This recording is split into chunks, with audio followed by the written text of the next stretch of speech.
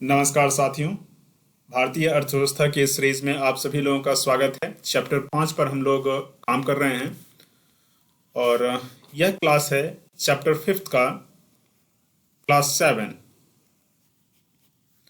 आज के क्लास में हम लोग डिस्कस करने वाले हैं भारत में नियोजन एक आलोचनात्मक मूल्यांकन।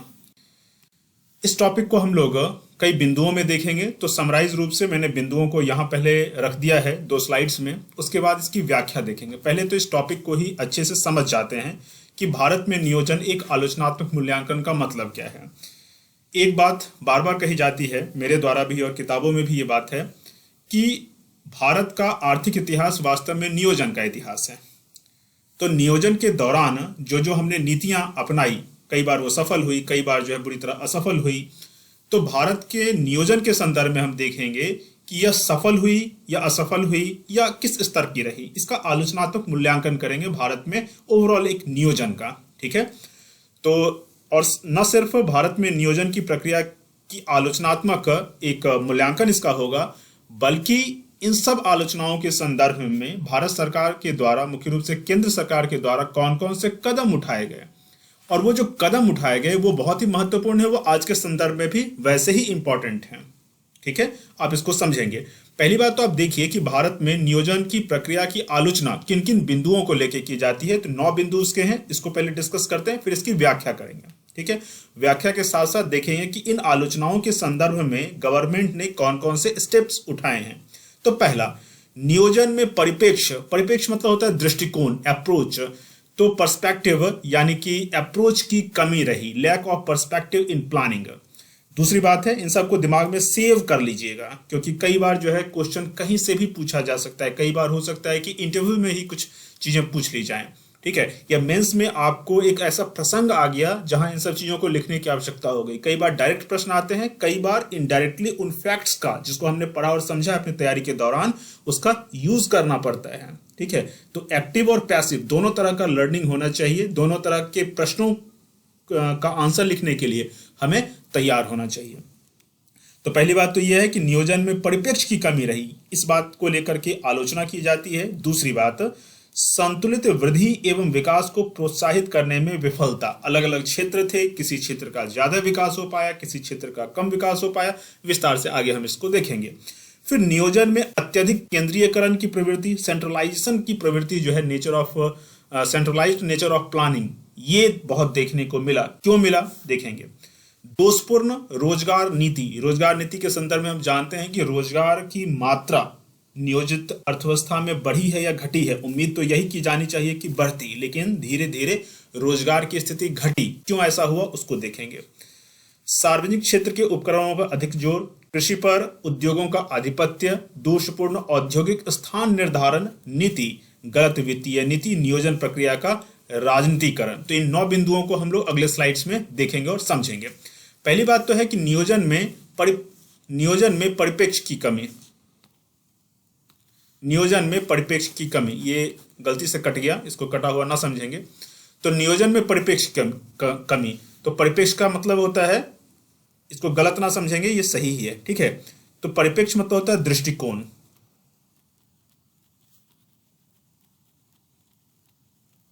अप्रोच की कमी थी, विजन की कमी थी, ऐसा कहा जा रहा है।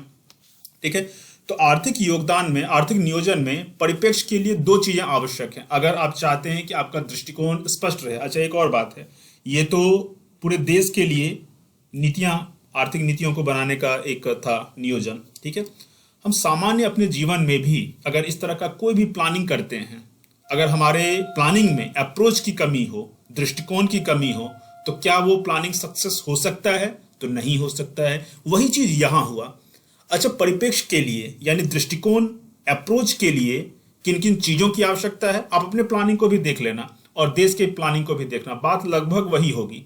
ठीक है, तो आप भी अपने लिए कोई योजना अगर बनाते हो कि 1 साल के अंतर्गत मुझे यूपीएससी की तैयारी अच्छे से कर लेना है, वॉटएवर कुछ भी बनाते हो, तो आपको भी इस तरह का जो है परिप्रेक्ष्य यानी अप्रोच, दृष्टिकोण एकदम से क्लियर होना चाहिए। उसके लिए क्या क्या आवश्यक है देखिए जरा। तो पहली बात तो देश के लिए जब नियोजन होता है, उसमें परिप्रेक्ष्य की आवश्यकता को पूरा करने के लिए 2 चीजों की आवश्यकता होती है। पहली बात कि नियोजन की प्रक्रिया मूल्यांकन आधारित हो, इसका इवोल्यूशन किया जाए टाइम टू टाइम। ठीक है। तो वास्तविकता तो ये हुई कि भारत में नियोजन की प्रक्रिया कुछ इस तरह से थी कि मूल्यांकन किया ही नहीं जाता था। एक तरह से खानापूर्ति जैसी बात थी कि एक पंचवर्षीय योजना हुई और अगली पंचवर्षीय योजना फिर घोषित कर दिया। पहली पंचवर्षीय योजना कहाँ तक सफल हुई, कहाँ तक असफल हुई, एग्जैक्टली उसके बारे में बहुत अच्छे से एनालिसिस और उसके आधार पर दूसरी योजना घोषित कभी नहीं किया गया। बस दूसरी योजना में जो चीज सोचा गया बस उसको लागू कर दिया गया। पहली योजना के आधार पर ही हम अगर दूसरी योजना लागू करें तब ज्यादा सही है, लेकिन इसके लिए आवश्यक था कि पहली योजना का ढंग से मूल्यांकन किया जाता। लेकिन मूल्यांकन के साथ आप आगे जाके देखें कि मूल्यांकन की प्रक्रिया में क्या क्या दिक्कतें हो रही थी। तो सबसे बड़ी दिक्कत हो रही थी डाटाज की, आंकड़ों की समस्या हो रही थी। उसके लिए क्या आगे हम देख लेंगे। वैसे दूसरी बात है कि परिप्रेक्ष्य के लिए होना चाहिए लघुकालीन के साथ साथ दीर्घकालीन उद्देश्य। दीर्घकालीन उद्देश्य होना चाहिए। तो दीर्घकालीन उद्देश्य शुरू में तो अपनाया गया था कि पंचवर्षीय योजना के साथ साथ 20 वर्षीय योजना भी लागू की गई थी, लेकिन बाद में धीरे धीरे जो है ये जो दीर्घकालीन योजना है इसको छोड़ दिया गया। तो क्या है कि हम छोटा छोटा स्टेप जो उठाते हैं, कहीं बड़े जगह पे पहुंचने के लिए उठाते हैं, यहां से मुझे चलना है यहाँ की तरफ, तो ये जो छोटा छोटा स्टेप होगा वो बड़े लक्ष्य को प्राप्त करने के लिए होना चाहिए ना। अब मान लो कि बड़ा कोई लक्ष्य ही ना हो तो हम किधर चलें, इधर चलें, इधर चलें, इधर चलें, कैसे पता चल पाएगा? पता नहीं चल पाएगा। ठीक है, आप अपनी तैयारी के संदर्भ में भी यही अप्रोच अपनाओगे। एक तो पूरे 1 साल का या 2 साल का या 3 साल का, जैसा आपके पास समय है, जहां आप अभी कई बार बच्चे जो है कुछ BA में कर रहे होते हैं और उसी दौरान जो है अपनी तैयारी को करते हैं, तो उस अनुसार अपना एक अपना एक लघुकालीन दीर्घकालीन उद्देश्य बनाना है, एक टारगेट फिक्स करना है। क्योंकि बड़े बड़े राष्ट्रों का आप देख सकते हो कि अगर उनका उद्देश्य, लक्ष्य, मूल्यांकन आदि सही ना हो तो वो असफल हो जाते हैं। उस पर हम लोग चर्चा कर रहे हैं। ठीक है, तो ये सब चीजें होनी चाहिए। तो भारत में अगली योजना की शुरुआत, जो कि मैंने कहा कि पिछली योजना के मूल्यांकन के बगैर ही हो जाती थी, मूल्यांकन की कमी थी इसका मतलब है। ठीक है, और मूल्यांकन की कमी का कई सारा कारण था। क्या क्या कारण था? तो देखिए, आंकड़ों के एकत्रीकरण के लिए, मतलब आंकड़ों को कलेक्ट करने के लिए राष्ट्रीय स्तर पर एक जिम्मेदार केंद्रीय अभिकरण नोडल एजेंसी कोई नहीं था। इसके अलावा संघीय प्रकृति होने के कारण भारत को राज्यों पर अधिक निर्भर होना पड़ता था आंकड़ों के लिए। आंकड़ों का फिर वितरण यानी कि आंकड़ों का कलेक्ट तो कर लिए, अब उन आंकड़ों को कैसे उपयोग करना है, ठीक है, उसका वितरण कैसे किया जाए, उसका उपयोग कैसे किया जाए सामान्य रूप से, तो ये भी समस्या है। कुल मिलाकर के मूल्यांकन के लिए जो सबसे महत्वपूर्ण चीज है यानी आंकड़े, उसके संदर्भ में भारत की कमजोरी वहां थी। अब इसके लिए सरकार ने क्या कदम उठाए? तो देखिए, बहुत अच्छी बात है। तो 2 बातें हैं। पहली बात तो है कि आंकड़ों को एकत्रित करने के लिए एक केंद्रीय अभिकरण नोडल एजेंसी को स्थापित करने पर सरकार विचार कर रही है, अभी भी विचार ही कर रही है। ठीक है, हो सकता है कि वो कुछ प्रोसेस में हो, तो देखेंगे उस पर आगे क्या है कि इस पे लेकिन विचार कर रही है गवर्नमेंट। दूसरी बात है कि केंद्रीय बजट की त्रैमासिक समीक्षा, एक तो मान लो कि साल भर में बजट आ रहा है, लेकिन उसका 3 महीने का समीक्षा होता है, आप लोगों को पता होगा।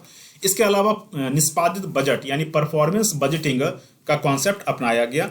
तो है ये योजना वाली बात। बजट और बजट की बात कहाँ से आ गई? तो एक्चुअली बजट जो बनाया जाता था, बजट को भी जो है पंचवर्षीय योजना का ही एक तो पार्ट माना जाता था। ठीक है, तो अगर बजट के स्तर पे हम सुधार कर लें तो निश्चित तौर पे पंचवर्षीय योजना में उसका असर दिखने वाला है। तो बजट के स्तर पे कुछ सुधार किया गया था मूल्यांकन के संदर्भ में। अब जो लघुकालीन और दीर्घकालीन लक्ष्य हैं उसको भी देख लेते हैं। तो पहली पंचवर्षीय योजना में लघुकालीन लक्ष्य यानी 5 वर्ष के साथ साथ दीर्घकालीन लक्ष्य भी घोषित किया जाता था, लेकिन बाद में मैंने जैसे बताया कि संसाधनों की कमी होने के कारण, विल पावर की कमी होने के कारण, कई बार पेशेंस की कमी होने के कारण, कई बार जो है पॉलिटिकल डिस्टर्बेंस होने के कारण, राजनीतिक अस्थिरता, ठीक है, होने के कारण, कई सारी चीजें हैं जिसके कारण जो है जो दीर्घकालिक लक्ष्य था, 20 वर्ष वाला जो लक्ष्य हुआ करता था, उसको इग्नोर कर दिया गया, त्याग दिया गया एक तरह से। ठीक है, पूरी तरह से त्याग नहीं किया वैसे, लेकिन फिर भी बहुत हद तक उसको छोड़ दिया गया। वो एक बहुत बड़ी समस्या बनी, क्योंकि जब तक लघुकालीन के साथ साथ दीर्घकालीन लक्ष्य नहीं होगा तो हमने देखा कि अप्रोच ढंग का हो ही नहीं सकता योजना को लेकर के, पर्सपेक्टिव में कमी रहेगी, वही रही। एक और बात यहाँ आप देख सकते हैं कि पहली पंचवर्षीय योजना में तो था, फिर दूसरी अन्य में छोड़ दिया गया दीर्घकालिक लक्ष्य को। फिर 10वीं योजना में पुनः दीर्घकालीन लक्ष्य को अपना लिया गया। अच्छी बात है। ठीक है, इसके अलावा 11वीं योजना थी, उसमें भी जो है मॉनिटरेबल टारगेट्स यानी मॉनिटर करने योग्य टारगेट, मॉनिटर करने योग्य टारगेट, यहाँ इस वर्ड को छोड़ दिया गया है। तो 11वीं योजना के लिए इसको हम लिख सकते हैं मॉनिटरेबल टारगेट यानी निगरानी योग्य लक्ष्य लिख दो। इसका हिंदी एक अलग ही कुछ लिखा हुआ है, वो मतलब बहुत ही क्लिष्ट टाइप का, तो हमें क्लिष्ट शब्दों का प्रयोग उतना नहीं करना चाहिए। ऐसे शब्दों का प्रयोग हमेशा एग्जाम में करने पर फोकस करना जो आसानी से लोगों को समझ में आ जाए, क्योंकि हिंदी का ओरिजिन जो है वो संस्कृत से हुआ है।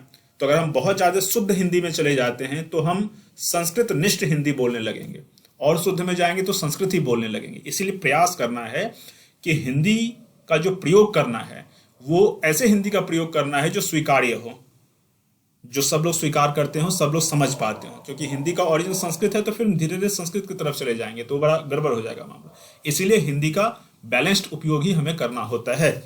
तो जो रमेश सिंह की किताब है उसमें मॉनिटरेबल टारगेट को कुछ और भी लिख दिया गया है, मैं इसको लिखता हूं निगरानी योग्य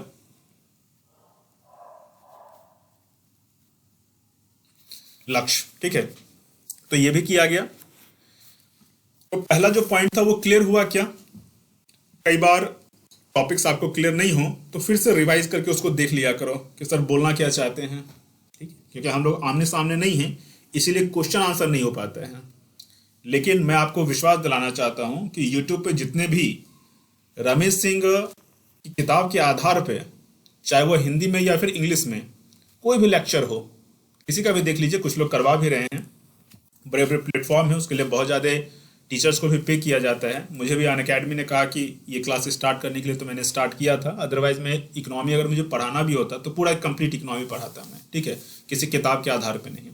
लेकिन कंपनियों का अपना अपना होता है प्लेटफॉर्म्स का कि इस किताब को ख़त्म कर दिया जाए, उस किताब को ख़त्म कर दिया जाए। इसीलिए मैं भी रमेश सिंह को मैंने चूँकि अनअकैडमी के प्लेटफॉर्म पे स्टार्ट किया था, कुछ बच्चे जुड़े हुए थे तो वो कह रहे थे कि सर ख़त्म कीजिए। लेकिन इसमें भी कंप्लीट नोट्स के साथ आपके साथ सामने आता हूँ। कई बार जो है वीडियोस नहीं आ पाते हैं क्योंकि समय की कमी रहती है, पूरा नोट्स डेवलप करना, उस पर टाइपिंग और फिर एडिटिंग करके वीडियो फॉर्म में कन्वर्ट करना वो बहुत आसान है नहीं, एक टीम वर्क का काम होता है। लेकिन फिर भी चाहे वीडियो कई बार छूट जाए लेकिन कभी भी क्वालिटी से कॉम्प्रोमाइज़ नहीं करता हूँ।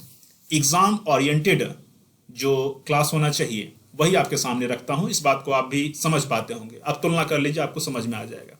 तुलना से ही हमें जो है श्रेष्ठता का पता चलता है कि कौन ज़्यादा बेहतर है। तो ये लेक्चर सीरीज आपके लिए रमेश सिंह की किताब, चाहे वो हिंदी में हो या फिर इंग्लिश में हो, सबसे द बेस्ट है।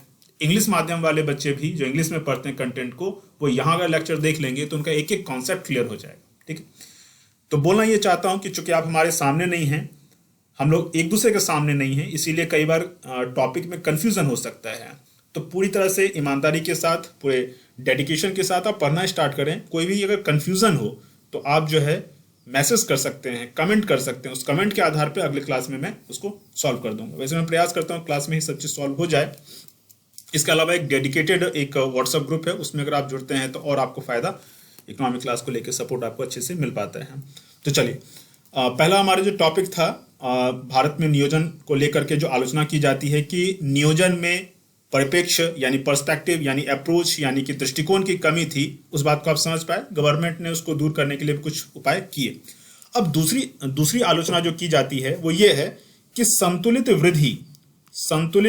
वृद्धि एवं विकास को प्रोत्साहित करने में विफलता, यानी संतुलित वृद्धि और विकास को प्रोत्साहित करने में ये योजनाएं जो हैं वो सफल नहीं रही। कैसे, जरा देखते हैं। तो भारतीय नियोजन के क्षेत्रानुसार संतुलित विकास के लक्ष्य को प्राप्त करने में विफल रहा है। ठीक है, कहीं ज़्यादा विकास हो गया, कहीं कम विकास हो गया। ठीक है, कुछ कदम भी उठाए गए लेकिन वो पर्याप्त नहीं थे कदम। कुछ कदम देख लेते हैं क्या क्या उठाया गया। बड़ा महत्वपूर्ण कदम है और ये आज के परिप्रेक्ष्य में भी बहुत ही महत्वपूर्ण है। तो दो तरफा नीति सरकार ने किया। पहला नीति जो ये था कि केंद्र ने पिछड़े लिखना था, अनडेवलप्ड पिछड़े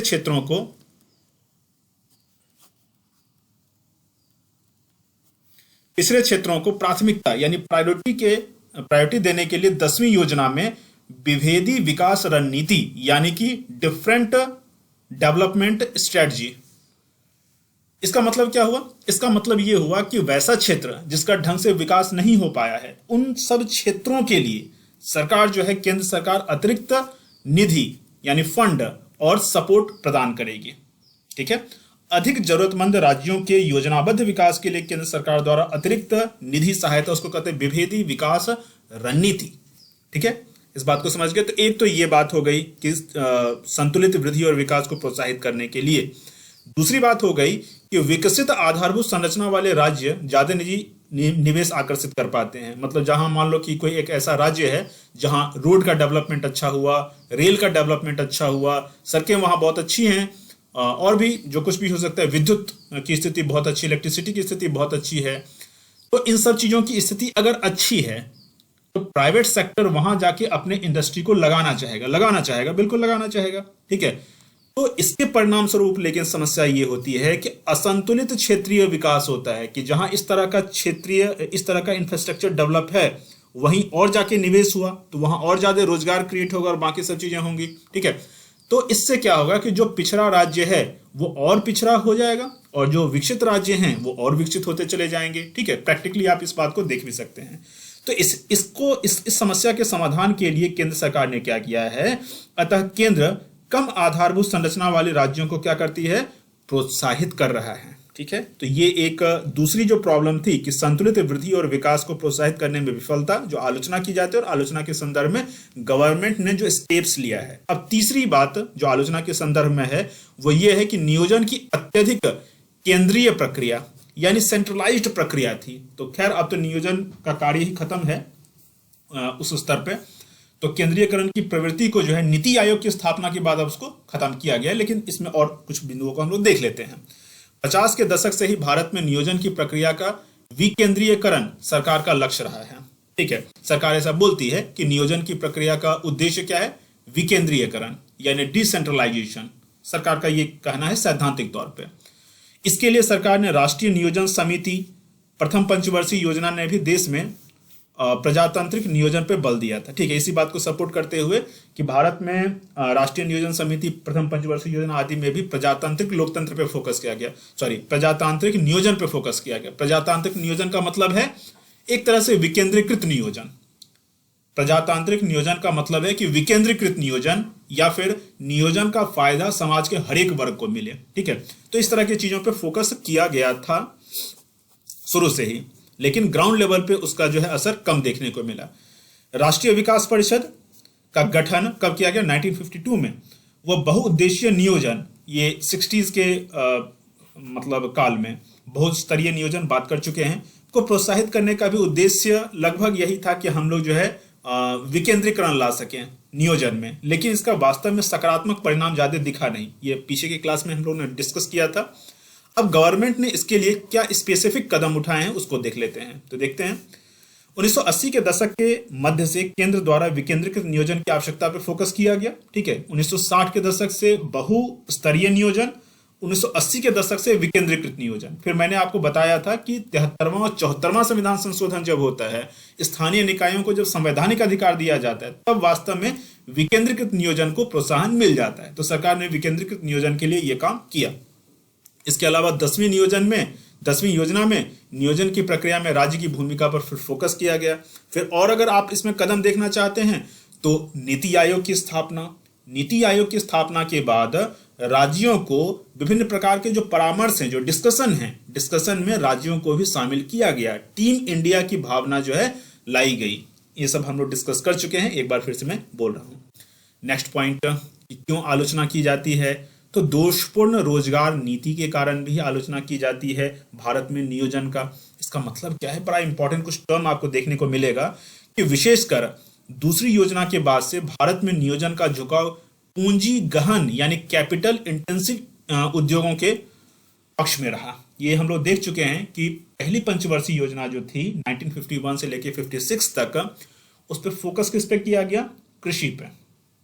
लेकिन कृषि में भी जो ग्रामीण स्तर पे कृषि कार्य हो रहा है, छोटे स्तर पे किसानों को फायदा पहुंचाना, वैसा कुछ नहीं किया गया था। कृषि पे फोकस करने का मतलब है कि गवर्नमेंट ने कृषि के क्षेत्र में बड़े बड़े बांधों वगैरह को जो फोकस करना स्टार्ट किया, ताकि सिंचाई के लिए जो है ज़्यादा सुविधाएं प्राप्त हो सके। इसका मतलब है कि कृषि क्षेत्र पे भी फोकस किया गया। तो तरीका जो था वो एक तरह से औद्योगिकरण को ही बढ़ावा देना था। ठीक है, फिर भी प्रथम पंचवर्षीय योजना तो कृषि पे फोकस रही, लेकिन दूसरी पंचवर्षीय योजना तो शुद्ध रूप से जो है बड़े बड़े भारी भारी उद्योगों पे फोकस हो गई। ठीक है, हैवी इंडस्ट्रीज, कैपिटल गुड्स का कैसे उत्पादन किया जाए, इन सब चीजों पे फोकस किया जाने लगा। तो कैपिटल इंटेंसिव का मतलब है कि वैसे उद्योग जहां ज्यादा कैपिटल, ज्यादा पूंजी की आवश्यकता हो, तो ऐसे उद्योगों के पक्ष में सरकार की योजना नीति दूसरी योजना के बाद ऐसी रही। लेकिन होना क्या चाहिए? होना यह चाहिए कि अगर लोगों को आपको रोजगार देना है तो कैपिटल इंटेंसिव नहीं, लेबर इंटेंसिव उद्योगों की आवश्यकता है। लेबर इंटेंसिव उद्योग का मतलब यह हुआ कि जिसमें ज्यादा लेबर की आवश्यकता है, ज्यादा जो है श्रमिकों की आवश्यकता है।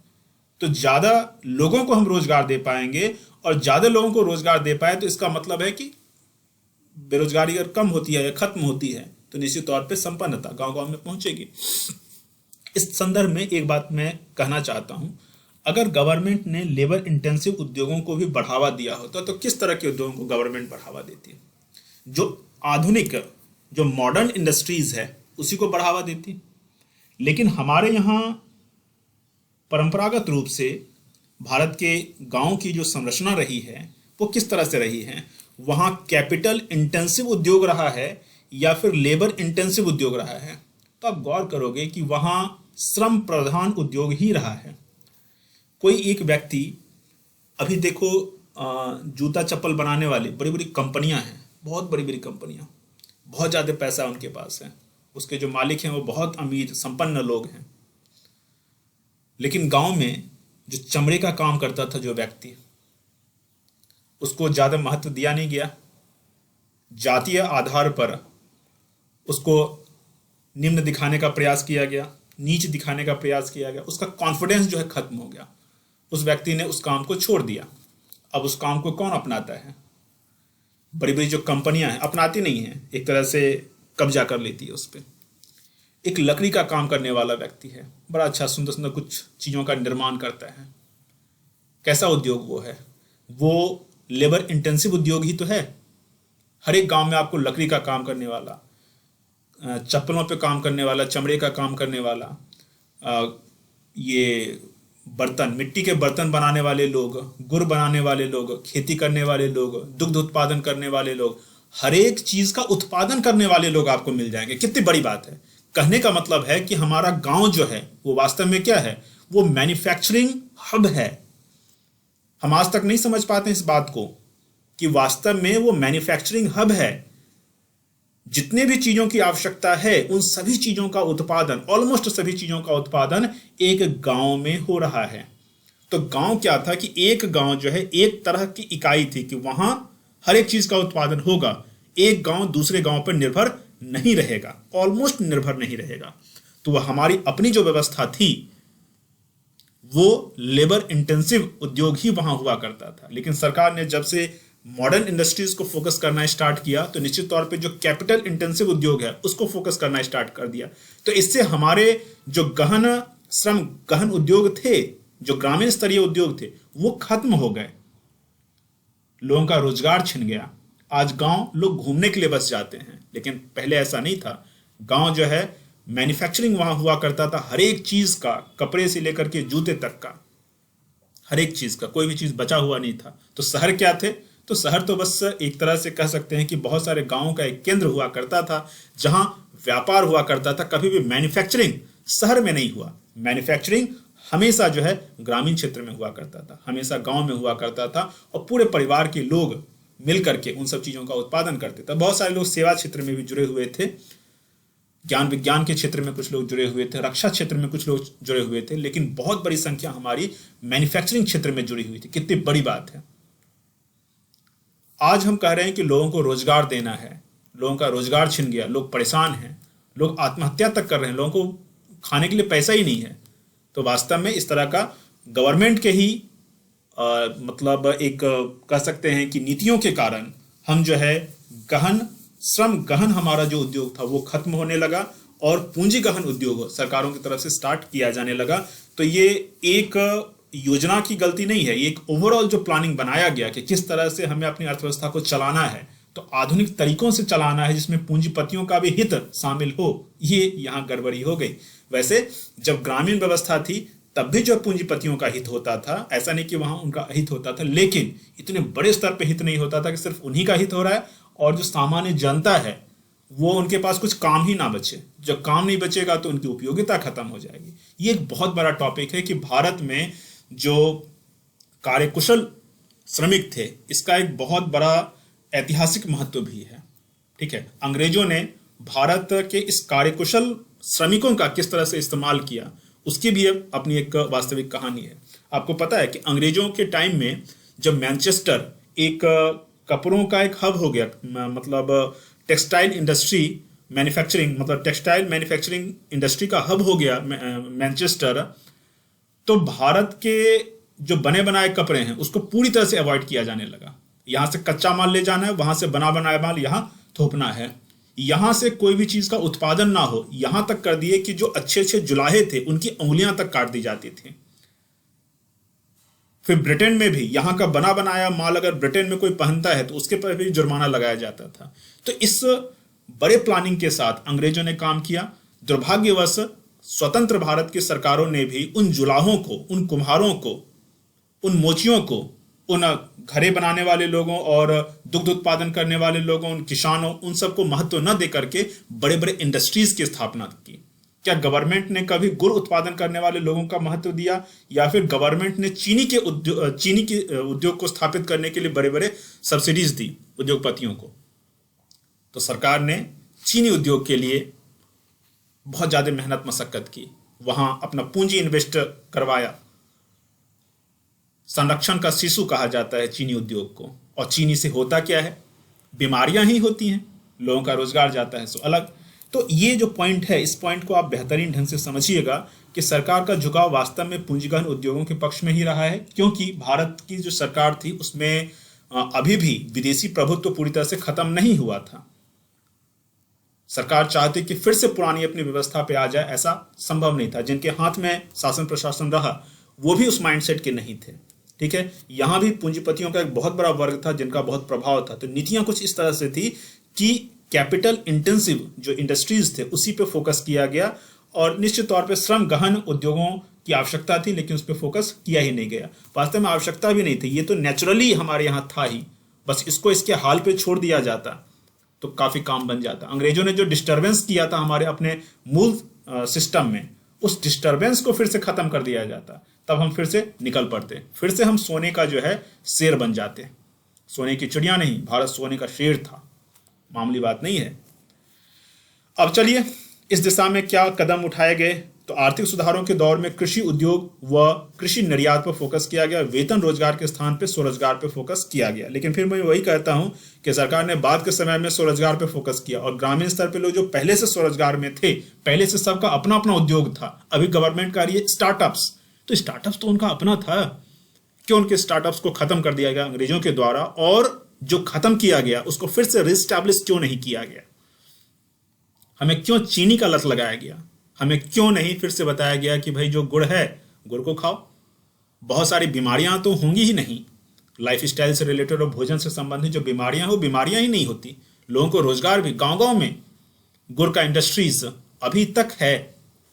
सोचो कि जब चीनी का उपयोग बिल्कुल भी नहीं किया जाता होगा, और भारत जो है मीठा खाने वाले देशों में मुझे लगता है कि एक बहुत ही महत्वपूर्ण देश है। बहुत हजार तरह की मिठाइयाँ और क्या क्या यहाँ बनते रहता है। उन सब चीज़ों को हम लोगों ने चीनी में बनाना स्टार्ट किया। लोग बीमार नहीं होंगे तो क्या होंगे? लोगों का उद्योग खत्म नहीं होगा तो क्या होगा? तो स्वरोजगार में लोग पहले ही थे। अंग्रेजों ने जो डिस्टर्बेंस किया था उसको हटाने की आवश्यकता थी, लेकिन दुर्भाग्यवश इस तरह की नीति का अवलंबन नहीं किया गया। ग्रामीण अर्थव्यवस्था को पूरी तरह से खत्म करके शहरी व्यवस्था, जो कि एक आर्टिफिशियल व्यवस्था थी, उसको स्थापित करने पर सरकार ने फोकस किया। चूंकि ये नेचुरल व्यवस्था नहीं थी, शहरी व्यवस्था, इसीलिए कभी भी ये सक्सेसफुली रन नहीं कर पाई। ये मेरा भी अपना इसमें कुछ मत है, बाकी जो स्लाइड्स में लिखा हुआ ऑफिशियली वही चीज आपको ज्यादा फोकस करके लिखना है। 5वां पॉइंट, सार्वजनिक क्षेत्र के उपक्रमों पर अत्यधिक फोकस। तो गवर्नमेंट ने क्या किया कि ग्रामीण जो स्वरोजगार के क्षेत्र थे उसको पहले खत्म किया, उसके बाद जो है सार्वजनिक इंडस्ट्रीज बनाई, यानी कि पीएसयूज पे फोकस किया। उस पीएसयूज को अब सरकार बेच रही है निजी हाथों में। तो पहले भी जो स्वरोजगार वाले लोग थे वो भी तो निजी हाथ में ही था, तो उसको खत्म क्यों किया गया? क्योंकि प्राइवेट इंडस्ट्रीज के हाथ में अंततः पूरे देश का जो आर्थिक व्यवस्था है वो दिया जा सके, और वो अभी किया जा रहा है। तो गवर्नमेंट ने पहले जो क्या किया, शुरू में सार्वजनिक उपक्रमों यानी पीएसयूज पे बहुत ज्यादा फोकस किया। कुछ क्षेत्रों में लंबी अवधि तक घाटे के बावजूद राज्य के एकाधिकार को जारी रखा गया। उसके बाद जो है उठाए गए कदम में हम देखेंगे कि जो 1991 में आर्थिक सुधार होता है उसके बाद इस प्रक्रिया में थोड़ा सा बदलाव देखने को मिलेगा, विनिवेश पे फोकस किया जाएगा। वैसे ये उठाए गए कदम, मैं इन सब से संतुष्ट नहीं रहता हूं। मुझे तो लगता है कि विनिवेश पे क्यों फोकस किया गया? पहले सरकारों ने बड़े बड़े इंडस्ट्रीज को लोगों के टैक्स के पैसे से बना दिया, फिर उस इंडस्ट्रीज को प्राइवेट हाथों में, बड़े बड़े पूंजीपतियों के हाथों में बेच दिया। तो गुड़ का इंडस्ट्री जिनके पास था उनके पास फिर से जाएगा क्या? नहीं जा पाएगा। तो पहले गुड़ को खत्म करके चीनी, फिर चीनी का इंडस्ट्री बड़े बड़े उद्योगपतियों को दे दिया। तो अंततः जो सामान्य गरीब, जो ग्रामीण जनसंख्या है, उनका तो हित फिर भी पूरा नहीं हो पाया। ठीक है, हमें इस पे फोकस करने की आवश्यकता है, क्योंकि लोकतंत्र का मतलब ही होता है कि लोगों का तंत्र, ना कि पूंजीपतियों का तंत्र। तो ये लोकतंत्र से हम पूंजी तंत्र की तरफ जा रहे हैं, जबकि लोकतंत्र को वास्तविक लोकतंत्र के दिशा में हमें बढ़ाने की आवश्यकता है। नेक्स्ट पॉइंट है कृषि पर उद्योगों का आधिपत्य। कृषि को छोड़ करके उद्योगों को फोकस किया गया, बड़े बड़े उद्योगों को फोकस किया गया, हैवी इंडस्ट्रीज पर फोकस किया गया। ठीक है, इस तरह से कृषि क्षेत्र जो है निश्चित तौर पे गौण क्षेत्र हो गया। ठीक है, इस क्षेत्र के विकास के लिए संसाधन ही कम बचे। ऐसी नीति हमेशा के लिए खाद्य सुरक्षा की स्थिति उत्पन्न करती रही। ठीक है, जब गवर्नमेंट कृषि पे फोकस ही नहीं करेगी। यहां भी एक बात गौर करना कि जो कृषि परंपरागत कृषि होती है, जिसको हम लोग कह सकते हैं कि प्रकृति आधारित कृषि, ठीक है, तो पहले क्या किया गया कि प्रकृति आधारित कृषि को डिस्टर्ब किया गया। श्वेत क्रांति, हरित क्रांति, इस तरह की चीजों को ला करके पूरी तरह से एग्रीकल्चर क्या हो गया कि वो भी कैपिटल इंटेंसिव एक क्षेत्र हो गया। वहां भी आपको पेस्टिसाइड खरीदना पड़ेगा, फर्टिलाइजर खरीदना पड़ेगा, हाई यील्ड सीड्स जो होते हैं, उच्च उत्पादकता वाले सीड्स वो खरीदना पड़ेगा, ट्रैक्टर खरीदना पड़ेगा, थ्रेसिंग मशीन खरीदना पड़ेगा, बोरिंग मशीन जो होता है वो खरीदना पड़ेगा। एक किसान को क्या क्या खरीदना पड़ेगा? तो ये कोई उद्योग से कम हुआ क्या? लेकिन इसको प्राथमिक क्षेत्र कहा जाता है। तो पहले जो है क्या किए कि कृषि का जो प्राकृतिक स्वरूप था उसको खत्म कर दिए। अब अगर व्यक्ति देसी गाय का पालन करेगा तो उसके मूत्र यानी गोमूत्र और गोबर की सहायता से उसको फर्टिलाइजर, पेस्टिसाइड की कोई आवश्यकता नहीं है। उसके पास अपना अगर बीज है तो उसको मार्केट से बीज लेने की कोई आवश्यकता नहीं है। तो पहले तो प्राकृतिक आधारित कृषि को डिस्टर्ब किया गया, खत्म कर दिया गया। उसके बाद जो है उसमें इस तरह का जो है बहुत सारे इनपुट्स आपको डालने पड़ेंगे, पेस्टिसाइड, फर्टिलाइजर, बीज और बहुत सारी चीजों को खरीदना पड़ेगा। तो निश्चित तौर पे कृषि क्या हो जाएगा? एक घाटे का सौदा हो जाएगा। इतना सारा चीज हम अगर लगाएंगे तो निश्चित तौर पे घाटे का सौदा होगा। फिर गवर्नमेंट कहेगी कि नहीं, हम अब कृषि का आधुनिकीकरण करेंगे। क्यों? क्योंकि ये कृषि बहुत ही नुकसान का सौदा हो रहा है। कृषि का आधुनिकीकरण किया जाएगा, यानी कृषि का स्मार्ट कृषि जैसे टर्म अभी चल रहे हैं, स्मार्ट कृषि अपनाया जाएगा तो और ज्यादा जो है कैपिटल इंटेंसिव एग्रीकल्चरल फील्ड और हो जाएगा। मतलब एग्रीकल्चर का फील्ड जो है और ज्यादा उसमें पूंजी की आवश्यकता हो जाएगी। ड्रोन का उपयोग किया जाएगा, इसका इस्तेमाल किया जाएगा, उसका इस्तेमाल, हजार तरह की चीजों का इस्तेमाल किया जाएगा। तो सामान्य किसान के पास क्या उतना धन रहेगा? नहीं रहेगा। तो यहां कृषि के आधुनिकीकरण की अपेक्षा कृषि का जो है प्रकृतिकरण किया जाना चाहिए। कृषि का प्रकृतिकरण किया जाना चाहिए। और आपको पता है कि जो बहुत पैसे वाले लोग हैं, सब चीज को जानते हैं लेकिन बताते नहीं हैं, वो हमेशा से जो प्राकृतिक उत्पाद है वही खाते हैं। बड़े बड़े होटलों में आपको जो मोटे अनाज हैं उसके बहुत सारे व्यंजन मिल जाएंगे, और सामान्य मार्केट में वो मोटे अनाज, बाजरा, मडुआ और बहुत सारी चीजें हैं, वो आपको मिलेंगे ही नहीं। सामान्य लोगों के लिए जर्सी गाय का दूध उपलब्ध है, लेकिन जो पैसे वाले हैं उनको देसी गाय का दूध जो है उच्च दाम पे दिल्ली जैसे शहरों में 150-150 रुपए किलो मिलता है। तो ये जो किया गया है एक समस्या, इससे भी हमें बचना चाहिए था, क्योंकि शुरू में ही हमारी जो नीति रही है वो नेचुरल प्रोसेस जो है एग्रीकल्चर वगैरह का, उससे हट करके सबका इंडस्ट्रियलाइजेशन, एक तो इंडस्ट्री पर फोकस, उसके बाद जो एग्रीकल्चर का भी इंडस्ट्रियलाइजेशन, दोनों बातें। तो सरकार ने इसमें कुछ बातें की हैं। इसके अलावा दोषपूर्ण औद्योगिक स्थान नीति, इसमें यह कहा जा रहा है कि वास्तविकता तो यह है कि कहीं भी उद्योग अगर स्थापित करना, आधुनिक उद्योग भी देख लें तो उद्योग के लिए कच्चे माल बाजार की निकटता, सस्ता व कुशल श्रम जहां मिल जाए, बेहतरीन परिवहन व संचार के साधन उपलब्ध हों, आदि आदि आदि की आवश्यकता होगी, तो वहां कोई नया इंडस्ट्री स्थापित किया जाएगा। लेकिन सरकार ने इस तरह का कोई काम नहीं किया। सरकार ने वास्तव में क्या किया कि नई औद्योगिक इकाइयों को देश के पिछड़े क्षेत्रों में स्थापित करने को प्राथमिकता दी। नई औद्योगिक इकाइयों को देश के पिछड़े क्षेत्रों में स्थापित करने की प्राथमिकता दी, और पिछड़े क्षेत्रों में जब कोई भी कंपनी स्थापित होगी तो उसको ये सब जो कुछ बेसिक चीजें चाहिए कि कच्चा माल और बाजार के निकटता, परिवहन साधन, इलेक्ट्रिसिटी की सुविधा आदि, वो सब नहीं मिल पाएगी, तो वो इंडस्ट्री कभी ग्रो कर ही नहीं पाएगा। फिर सरकार कहेगी कि चलो इसको जो है प्राइवेट सेक्टर को बेच देते हैं, इसका विनिवेश कर देते हैं। ठीक है, तो प्रैक्टिकल आधार पर बहुत सारी चीज़ों को नहीं किया गया। ठीक है, अभी भी सरकार यही काम कर रही है इस संदर्भ में। इसके अलावा वित्तीय नीति जो है वो गलत थी। तो अत्यधिक पूंजी गहन उद्योगों के समर्थन के लिए, जबकि मैंने बताया कि अत्यधिक पूंजी गहन उद्योगों की भारत में आवश्यकता भी नहीं थी, और उसके लिए जितने संसाधनों की आवश्यकता है वो संसाधन भी नहीं थे।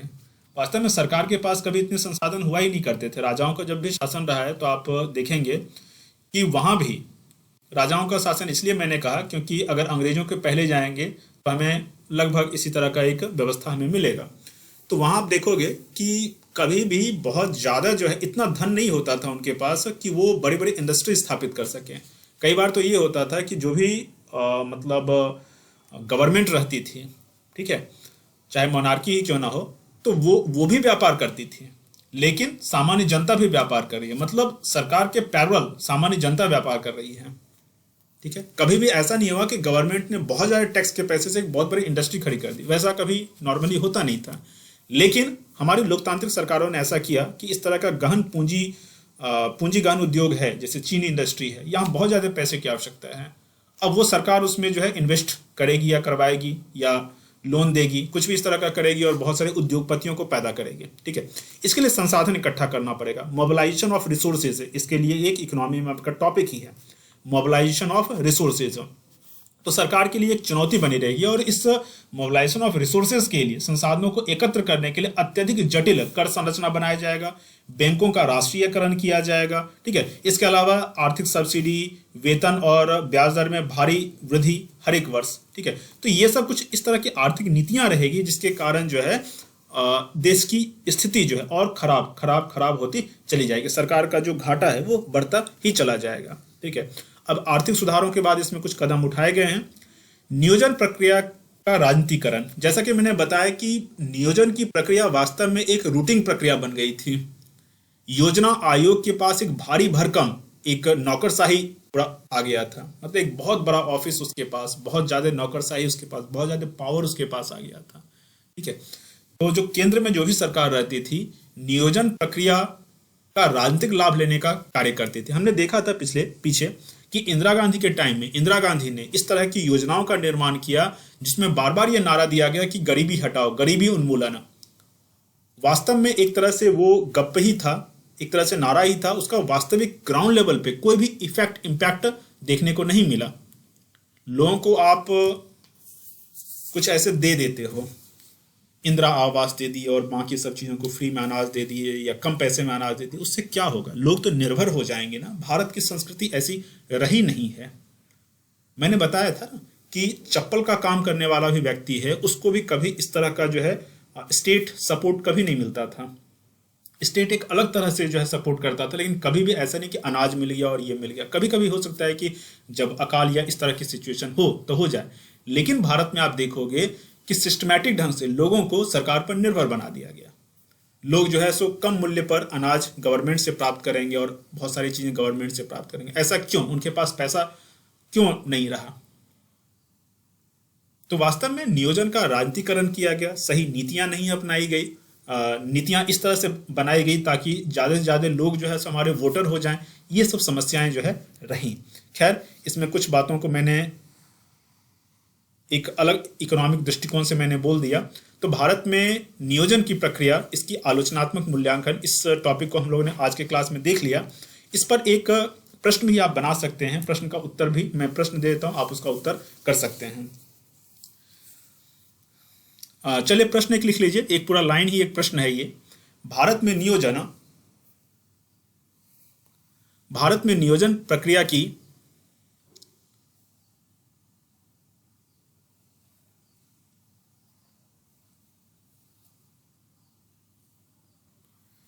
कुछ बिंदुओं के आधार पर आलोचना की जाती है।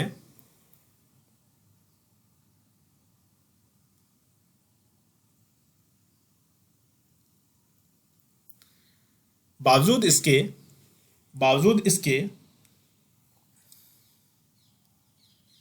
भारत में नियोजन का अपना एक विशिष्ट महत्व सदा बना रहेगा। बावजूद इसके भारत में नियोजन का अपना एक विशिष्ट महत्व सदा बना रहेगा।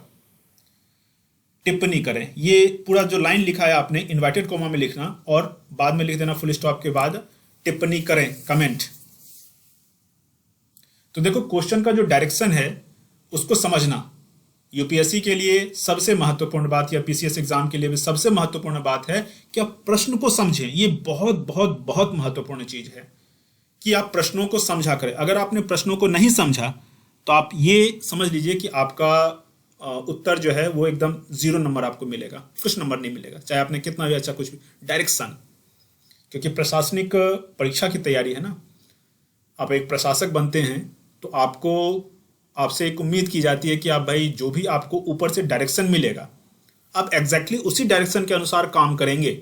ये प्रशासनिक अनुशासन के लिए बहुत ही आवश्यक है। अपने मन से अगर कुछ करने लगे तो पूरे सिस्टम में डिस्टरबेंस क्रिएट हो जाएगा। तो वैसे ही व्यक्ति को लेने का प्रयास किया जाता है जो इस ऑर्डर को फॉलो करे, इस व्यवस्था को फॉलो करे। तो इसीलिए जो भी प्रश्न हो तो समझ जाइए कि वो आपके उच्च प्रशासनिक अधिकारी के द्वारा दिया गया आदेश या निर्देश है और उसी के अनुसार आपको जो है अपना उत्तर लिखना है। ठीक है, तो प्रश्नों को समझना बहुत ही आवश्यक है, उसको ढंग से आप समझेंगे। एक अलग व्हाट्सएप ग्रुप बनाया गया, इस व्हाट्सएप ग्रुप से आप जुड़ सकते हैं।